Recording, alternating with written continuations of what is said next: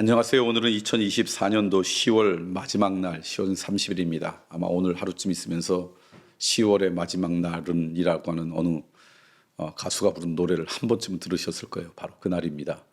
1년 중에 그 노래가 제일 많이 들려지는 날이라고 노래를 불렀던 분이 언젠가 간증하면서 그런 얘기를 했던 기억이 나는데, 오늘 10월 30일 날 우리는 욥기 34장 말씀을 읽고 묵상하고 싶습니다.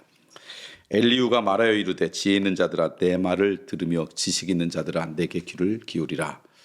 입이 음식물의 맛을 분별함 같이 귀가 말을 분별하나니 우리가 정의를 가려내고 무엇이 선한가 우리끼리 알아보자. 욥이 말하기를 내가 의로우나 하나님이 내 의를 부인하셨고 내가 정당함에도 거짓말장이라 하였고 나는 허물이 없으나 화살로 상처를 입었노라니 어떤 사람이 욥과 같으랴. 욥이 비방하기를 물맛이 타며 악한 일을 하는 자들과 한패가 되어 악인과 함께 다니면서 이르기를 사람이 하나님을 기뻐하나 무익하다 하는구나. 그러므로 너희 총명한 자들아 내 말을 들으라. 하나님은 악을 행하지 아니하시며 전능자는 결코 불의를 행하지 아니하시고 사람의 행위를 따라 갚으사 각각 그의 행위대로 받게 하시나니 진실로 하나님은 악을 행하지 아니하시며 전능자는 공의를 굽히지 아니하시느니라. 누가 땅을 그에게 맡겼느냐 누가 온 세상을 그에게 맡겼느냐. 그가 만일 뜻을 정하고 그의 영과 목숨을 거두실진데 모든 육체가 다 함께 죽으며 사람은 흙으로 돌아가리라. 만일 내가 총명이 있거든 이것을 들으며 내 말씀에 귀를 기울이라. 정의를 미워하시는 이시라면 어찌 그대를 다스리시겠느냐. 의롭고 정능하신 이를 그대가 정죄하겠느냐. 그는 왕에게라도 무용지물이라 하시며 지도자들에게라도 악하다 하시며 고관을 외모로 대하지 아니하시며 가난한 자들 앞에서 부자의 낯을 세워주지 아니하시나니 이는 그들이 다 그의 손으로 지으신 바 됨이라. 그들은 한밤중에 순식간에 죽나니 백성은 떨며 사라지고 세력 있는 자도 사람의 손을 빌리지 않고 제거함을 당하느니라. 그는 사람의 길을 주목하시며 사람의 모든 걸음을 감찰하시나니 행악자는 숨을 만한 흑암이나 사망의 그늘이 없느니라. 하나님은 사람을 심판하시기에 오래 생각하실 것이 없으시니 세력 있는 자를 조사할 것이 없이 꺾으시며 다른 사람을 세워 그를 대신하게 하시며 그러므로 그는 그들의 행위를 아시고 그들을 밤사이에 뒤집어 엎어 흩으시는도다. 그들을 악한 자로 여겨 사람의 눈앞에서 치심은 그들이 그를 떠나서 그의 모든 길을 깨달아 알지 못함이라. 그들이 이와 같이 하여 가난한 자의 부르짖음이 그에게 상달하게 하며 빈궁한 사람들의 부르짖음이 그에게 들리게 하느니라. 주께서 침묵하신다고 누가 그를 정죄하며 그가 얼굴을 가리신다면 누가 그를 배울 수 있으랴. 그는 민족에게나 인류에게 동일하시니 이는 경건하니 못한 자가 권세를 잡아 백성을 올가매지 못하게 하려 하심이니라.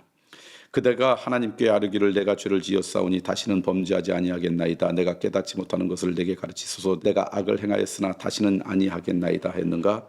하나님께서 그대가 거절한다고 하여 그대의 뜻대로 속전을 치르시겠느냐. 그러면 그대가 스스로 택할 것이요 내가 할 것이 아니니 그대는 아는 대로 말하라.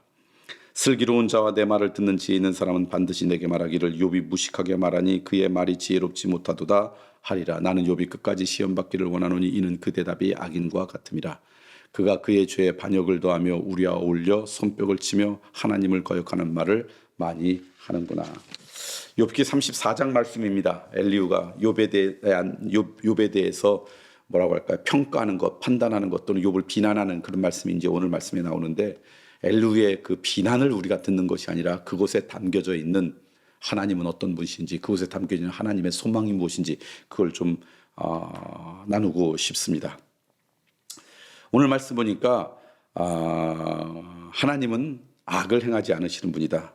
공의를 행하시는 분이다. 이게 이 엘리후가 이야기하는 말에 제일 많이 나오는 그런 말씀이에요. 그러니까 이런 거죠. 우리가 신앙생활하면서 하나님의 자녀로 하나님의 은혜 가운데 거하기 위해서 우리가 가져야 될 태도 가운데 하나는 하나님에 대한 오해를 푸는 거예요. 많은 경우 우리가 신앙생활을 제대로 못하는 이유를 보니까 하나님을 오해해요. 하나님을 우리 수준으로 낮추어서 생각해요. 근데 하나님은 우리와 같은 수준의 분이 아니세요.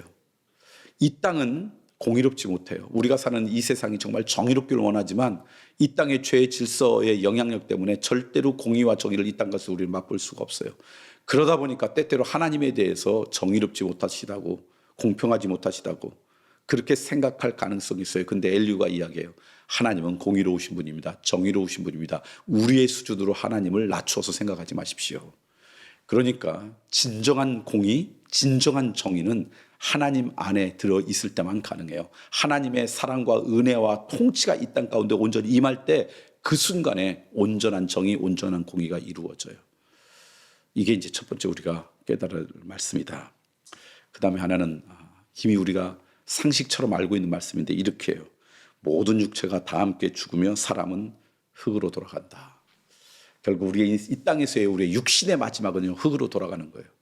그래서 하나님께서 흙으로 우리를 창조하시고 하나님의 형상대로 빚어서 우리를 창조하셨잖아요. 그리고 그곳에 하나님께서 생명을, 하나님의 영을 부어넣으셨을 때 비로소 생명이 되지라 살아있는 인생이 된 거죠. 이 땅 가운데 우리의 육신이 죽으면 그럼 하나님의 영은 떠나요. 우리 가운데. 그리고 그 하나님의 영은 하나님의 통치 가운데 거할 거예요. 그리고 남아있는 육신은 뭐냐? 이 땅에 흙으로 돌아가는 거죠. 기억하십시오. 우리의 육체의 마지막은 흙으로 돌아간다는 거. 그거 기억하신다 그러면 우리 좀 겸손해질 수 있어요. 어느 분이 그런 얘기를 했더라고요. 오늘 현대인들이 왜 사람들이 이렇게 교만할까? 현대인들이 왜 자기중심적으로 살아갈까? 그 이유 가운데 하나가 우리의 삶에 가까운 곳에 죽음이 없어져서 그렇대요. 옛날에는 우리의 삶 가까운데 무덤이 있었어요. 그러니까 그곳에 지나갈 때마다 두려운 마음이 있고 언젠가 나는 죽겠지 깨달으니까 겸손할 수 있었대요. 근데 요즘 그것들이 기피시설로 다 멀리 가니까 죽음이 멀리 있는 것처럼 여긴대요. 그런데 내 삶의 마지막은 이 땅의 흙으로 돌아간다는 걸 알면요, 우리는 조금 겸손해질 수 있어요. 그게 이제 오늘 말씀을 통해 깨달을 수 있는 말씀이다. 마지막 하나 더 말씀을 드리면요, 우리가 연약해서 죄와 가까이 할 수 있어요. 범죄할 수 있죠. 그러니까 우리가 제일 거룩하게 살아가는 방법은 뭘까? 내 스스로 완벽해서 어둠이 내 인생에 없도록 살아가는 거, 그건 가능하지 않고요. 이 땅에 우리가 정말 정결하고 거룩하게 살아가는 것은 뭐냐? 이 얘기하라는 거예요. 뭐냐면 하나님께 아뢰기를 내가 죄를 지었사오니 다시는 범죄하지 아니하겠습니다. 내가 깨닫지 못하는 것을 내게 가르치소서. 내가 악을 행하였으니 다시는 아니하겠느냐. 다시나 말하면 하나님 앞에 하나님 제가 범죄했습니다. 저를 용서해 주세요. 제가 무엇이 죄인지 잘 알지 못하여 깨닫게 해주세요라고 하나님 앞에 늘 자백하고 회개하는 인생이 거룩하고 정결한 인생이라는 거예요.